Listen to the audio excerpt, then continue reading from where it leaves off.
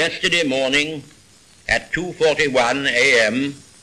at General Eisenhower's headquarters, General Jodl, the representative of the German High Command, and of Grand Admiral Dönitz, the designated head of the German state, signed the act of unconditional surrender of all German land, sea, and air forces in Europe to the Allied Expeditionary Forces and simultaneously to the Soviet High Command. Hostilities will end officially at 1 minute after midnight tonight, Tuesday, the 8th of May. But in the interest of saving lives, the ceasefire began yesterday to be sounded along all the fronts. The German war is therefore at an end. We may allow ourselves a brief period of rejoicing. Today is Victory in Europe Day. This was the moment we'd all been waiting for. Enormous crowds had gathered outside the House and all over the centre of London to hear the end of the war in Europe officially announced by the Prime Minister. True, VE Day had been anticipated by the people of London, who'd done a bit of unofficial celebrating the previous evening. But this was the real moment, and this is how Winston Churchill ended his broadcast. Advance, Britannia! Long live the cause of freedom! God save the King! After the Premier had repeated his announcement to the House of Commons, the Speaker led a procession of members, headed by Mr. Churchill and Mr. Greenwood, across to St. Margaret's for a Victory Thanksgiving service.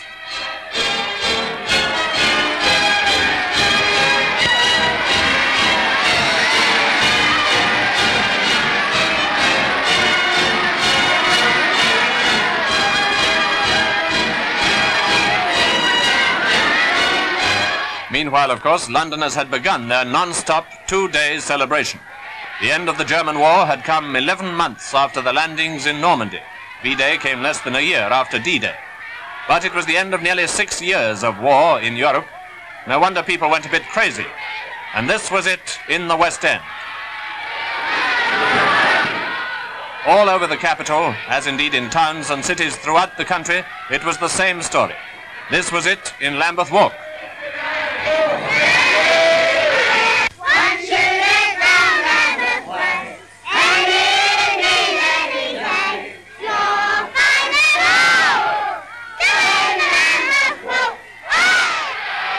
You can almost bet when the Lambeth people are about, there'll only be one winner. That's the Lambeth people will fight anybody in the United Kingdom or outside the United Kingdom. Almost right up to the end, London and southern England had been under fire.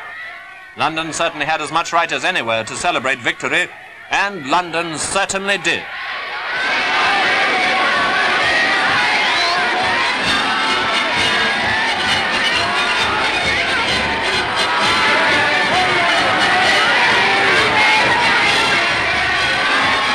Naturally, approaches to Buckingham Palace were almost continually jammed.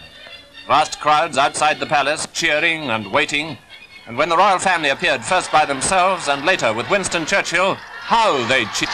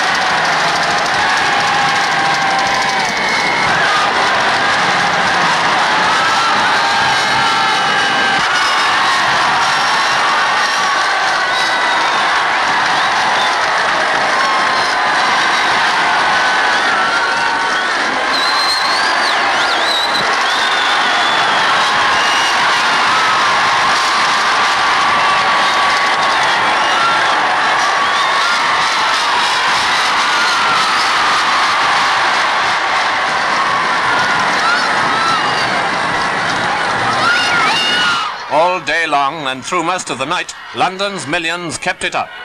The real lights of London were not yet on, but that wasn't going to stop the celebration for a second. Everyone realized perfectly well that although the German war was over, the Japanese war was not. But for 48 hours at least, rejoicing was off the ration.